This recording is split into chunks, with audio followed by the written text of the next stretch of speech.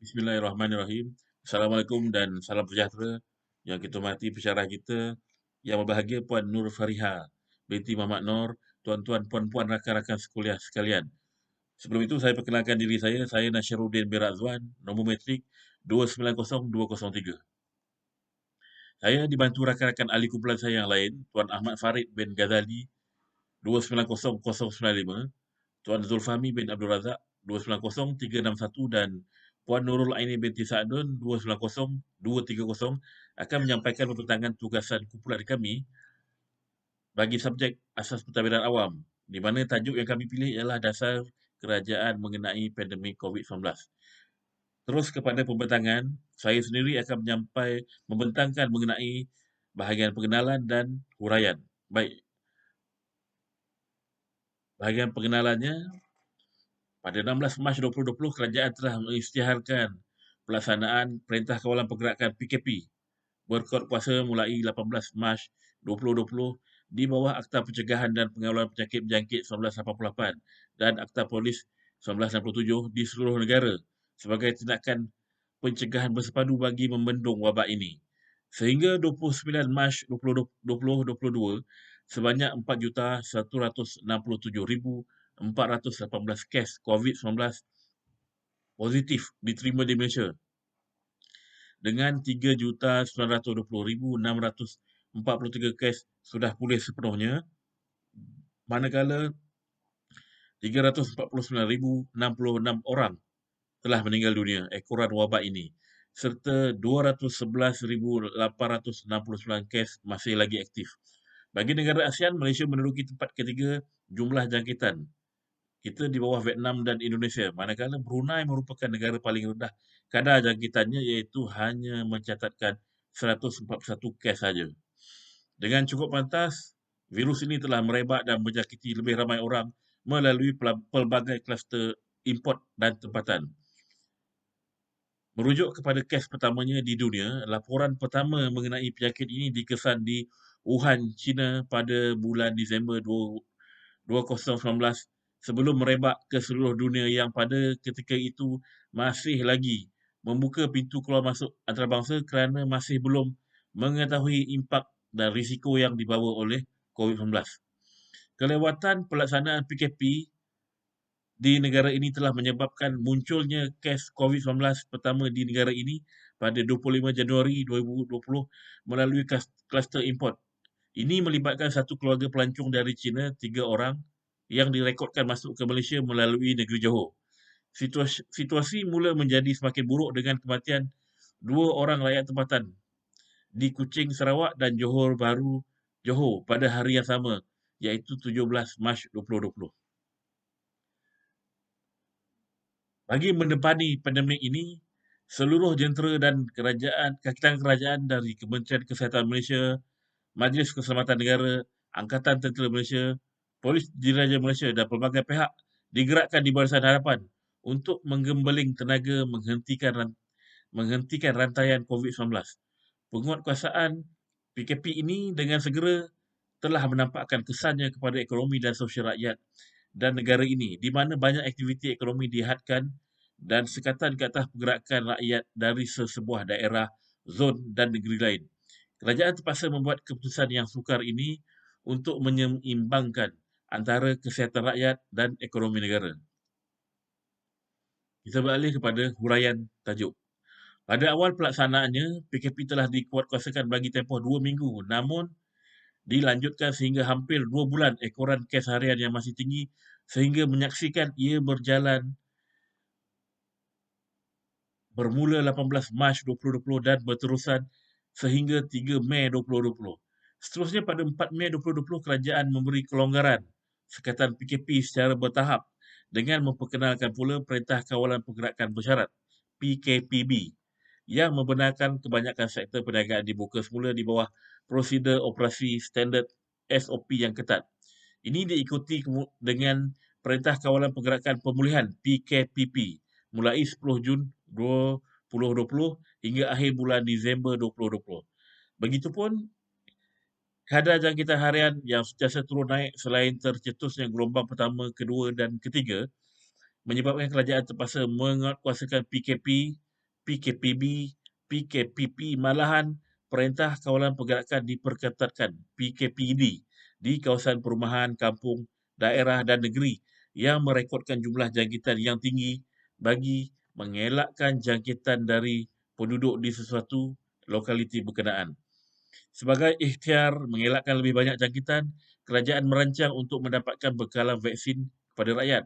Susulan itu, kerajaan telah melancarkan program imunisasi COVID-19 kebangsaan, PIC Care, iaitu satu kempen vaksinasi kebangsaan berkuasa 24 Februari 2021 hingga Februari 2022 untuk membendung penularan COVID-19 yang juga merupakan program imunisasi terbesar yang pernah dilaksanakan dalam sejarah negara ini dan ia diuruskan oleh Jawatankuasa Khas Jaminan Akses Bekalan Vaksin COVID-19 JKJAV sejak awal tahun 2021.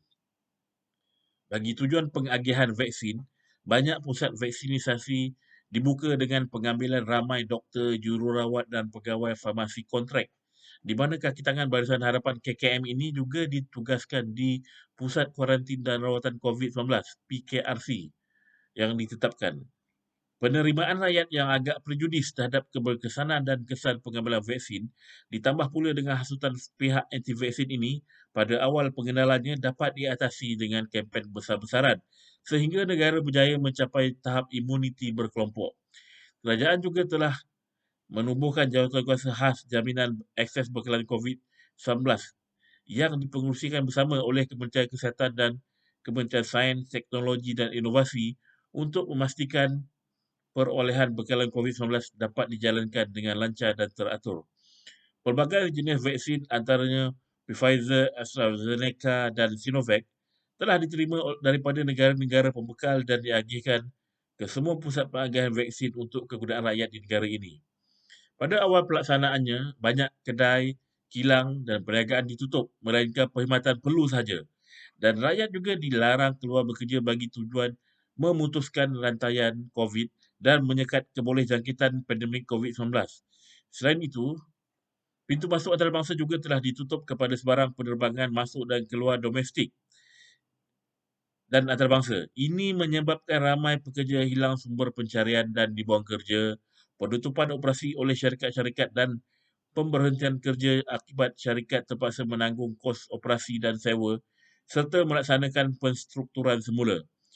Rakyat yang terhimpit dan tertekan dengan keadaan ini serta ekonomi negara yang merudum akan mendatangkan kesan buruk kepada sosiopolitik dan ekonomi negara.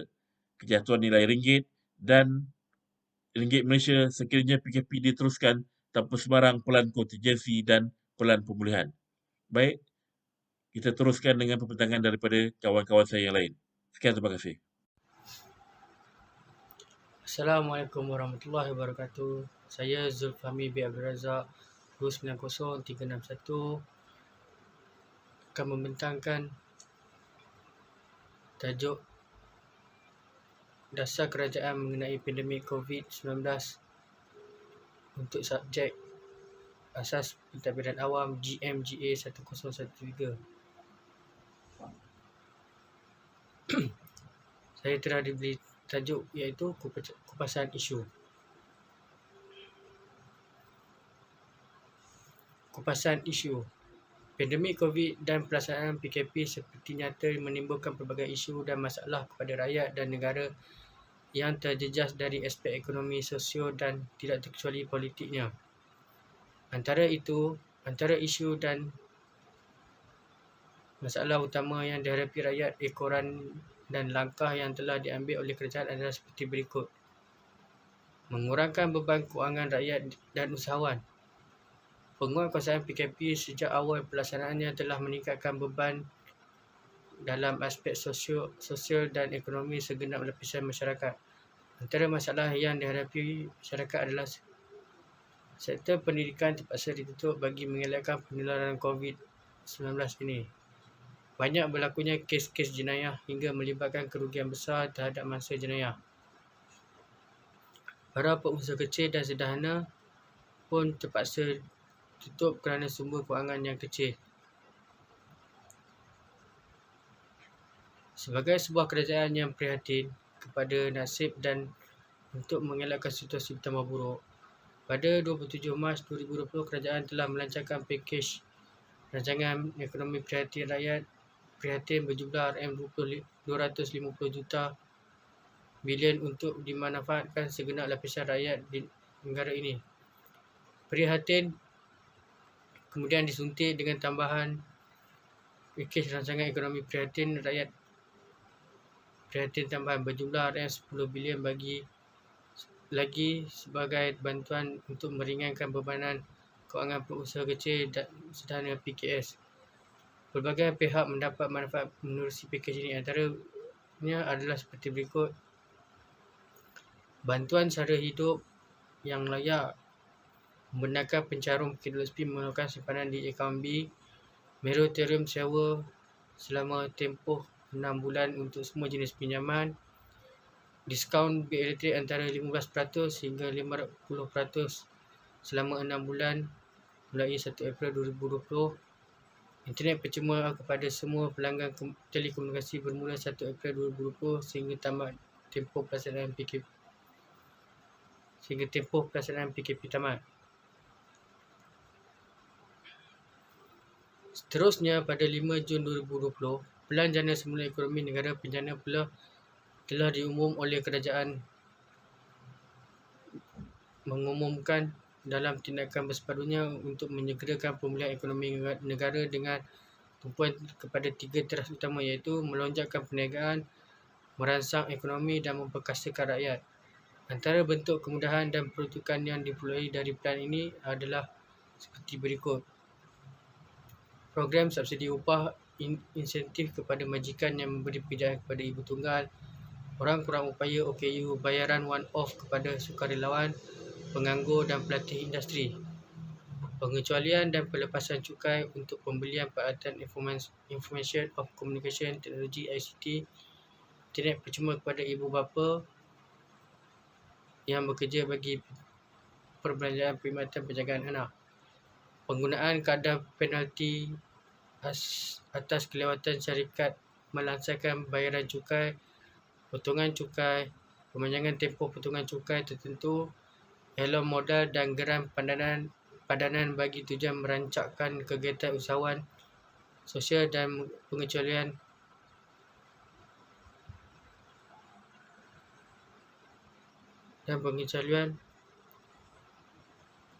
duty stamp kepada PKS yang terlibat dengan aktiviti pemerolehan dan pencantuman. Bantuan khas RM225 juta untuk sektor budaya, hiburan seni, acara dan pameran.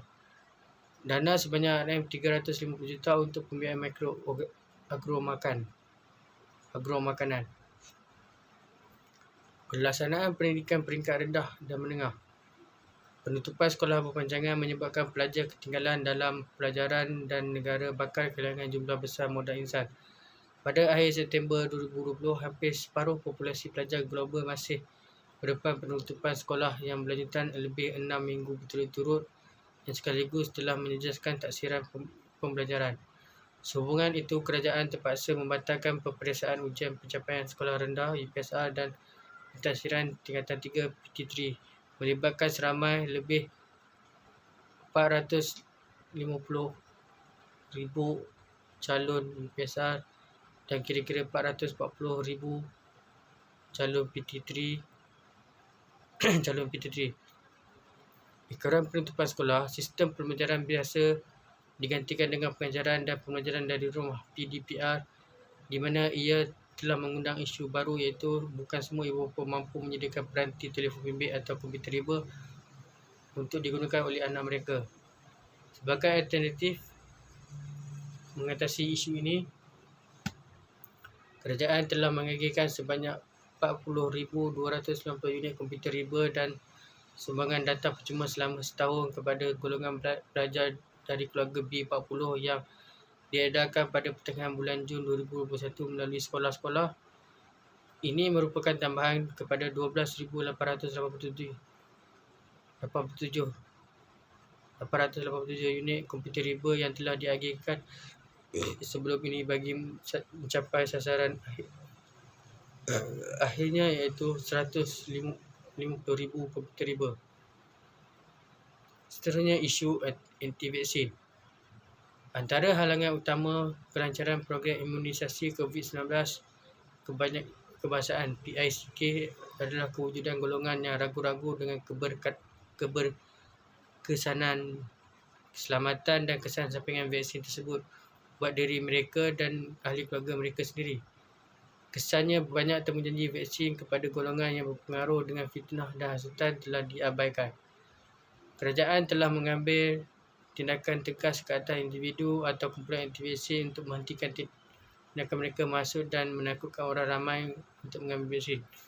Banyak peruntukan undang-undang sedia ada telah digunakan ke atas golongan antaranya Akta Fitnah 1957, Akta Hasutan 1948 serta Seksyen 211 dan 233 Akta Komunikasi dan Multimedia 1998, Akta 588 atau mana-mana akta lain yang bersesuaian.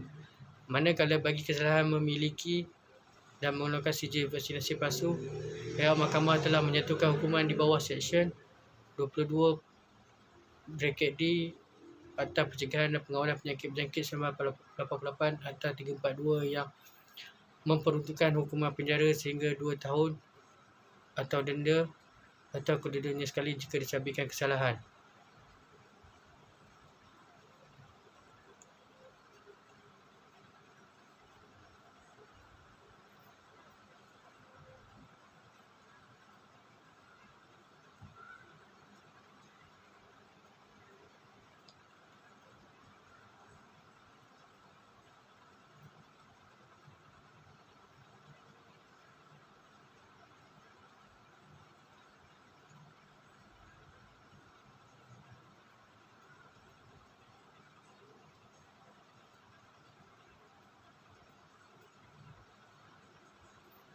Kementerian Pendidikan KPM telah memberi tempoh sehingga 1 November 2021 kepada semua guru agar menerima dan melengkapkan dos vaksin untuk atau diambil tindakan tegas seperti tukarkan ke sekolah lain, dilarang mengajar, malah ditamatkan perkhidmatan. Penerangan, nasihat dan amaran yang mencukupi telah pun diberi melalui Pejabat Pendidikan PPD dan PPD masing-masing ke atas golongan guru sebegini.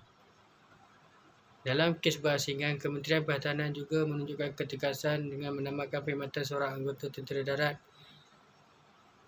Sarjan Wan Ramli Wan Seman dari Batalion ke-24 Regimen Askar Melayu Diraja RAMD Rasah Negeri Sembilan kerana menolak pengambilan vaksin COVID-19. Pemecatan ini biarpun dilihat kejam dan golongan anti-vaksin memandangkan beliau hanya berbaki 16 bulan sahaja lagi sebelum menamatkan perkhidmatan, namun wajar dicontohi oleh lain-lain jabatan dan kementerian dalam menangani isu penolakan vaksin oleh kaki tangan masing-masing. Sekian itu saja daripada saya. Terima kasih. Bismillahirrahmanirrahim. Assalamualaikum warahmatullahi wabarakatuh. Nama saya Ahmad Farid bin Ghazali, nombor metrik 290095. Pada hari ini saya akan membentangkan berkaitan pandangan dan penambahbaikan. Memandangkan Malaysia tidak pernah diuji dengan pandemik dengan segala sebesar ini, banyak ketidakcakapan dan kekurangan dilihat dalam tindakan kerajaan menanganinya. Ke arah penambaikan serta cadangan penggubalan dasar dan garis panduan menghadapi apa jua situasi pandemik serupa di masa hadapan, berikut adalah beberapa aspek yang wajar diberi perhatian oleh pihak kerajaan. Yang pertama, sebaik sahaja status wabak diisytiharkan sebagai pandemik, semua pusat perubatan swasta seharusnya segera menerima pesakit bukan COVID-19, manakala semua hospital kerajaan memfokuskan kepada pesakit COVID sahaja. Demikian juga pusat perubatan swasta perlu segera membekalkan dan meminjamkan apa jua peralatan perubatan yang mustahak untuk digunakan oleh hospital kerajaan seperti mesin bantuan pernafasan, ventilator. Biarpun inisiatif ini dilaksanakan, namun dilihat agak lewat digerakkan dan hanya dibuat selepas pandemik berlarutan. hampir setahun.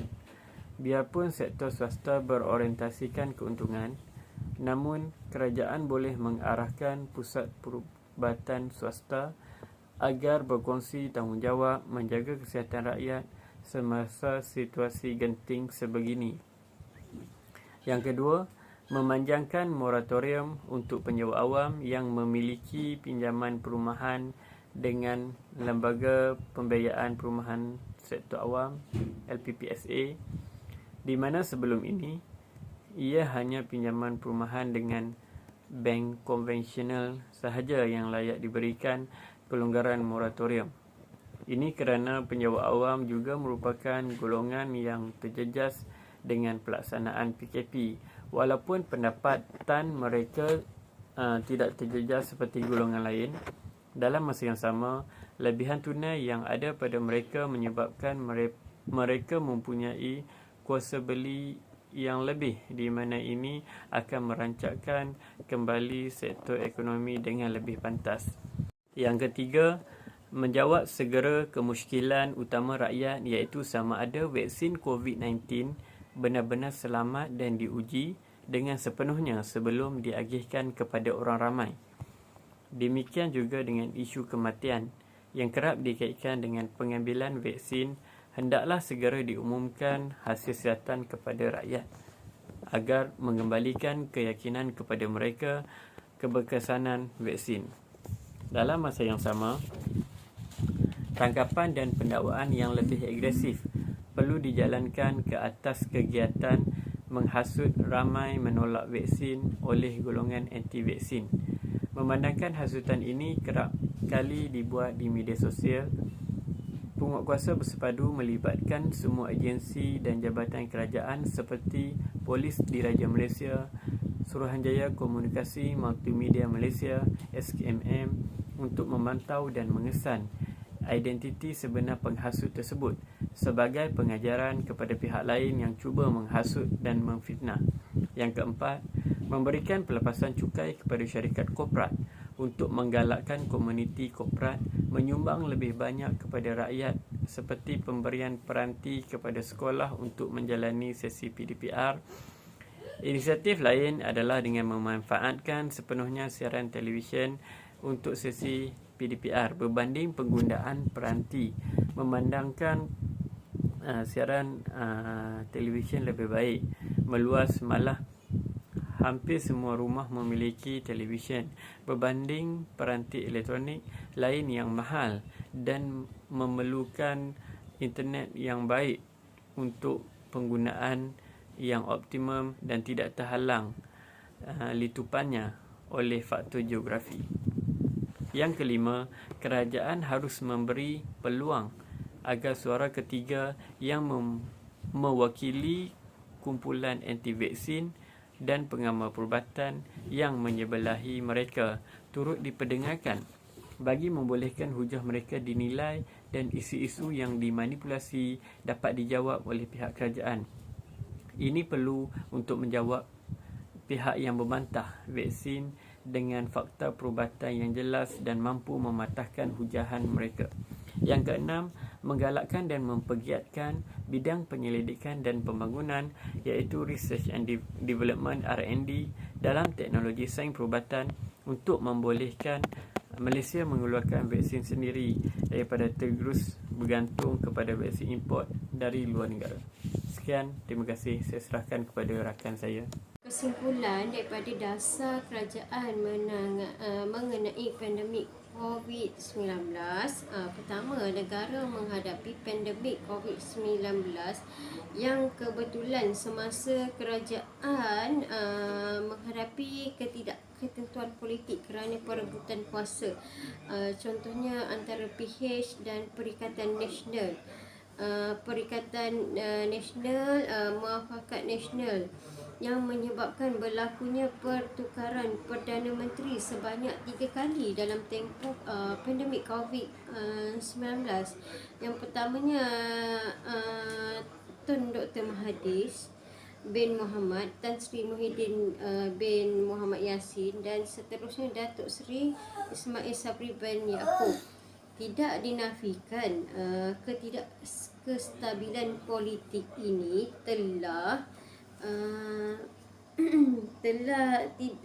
tidak ketentuan dasar dan kecelaruan arahan dalam menangani COVID-19 tidak memiliki majoriti yang kuat. Bagaimanapun, KKM sebagai barisan hadapan menangani COVID-19 dengan baik di bawah kepimpinan Tan Sri Dr. Noor Hisham bin Abdullah. Tidak dinafikan bahawa pandemik COVID-19 telah mendedahkan lebih banyak peluang ilmu dan teknologi baru, sains kesihatan dan perubatan.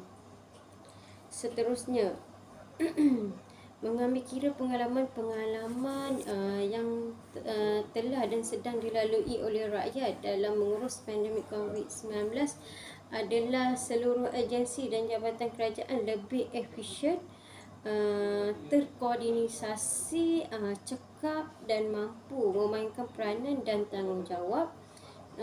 Dan seterusnya, biarpun semua pengalaman ini terpaksa dibayar dengan harga yang mahal dan jumlah kematian yang begitu tinggi, namun dari sudut positifnya, ia telah menyebabkan negara untuk persiapan jika berlaku lagi gelombang COVID-19 maupun lain-lain pandemik yang dikira wabak penyakit bersifat global pada masa akan datang.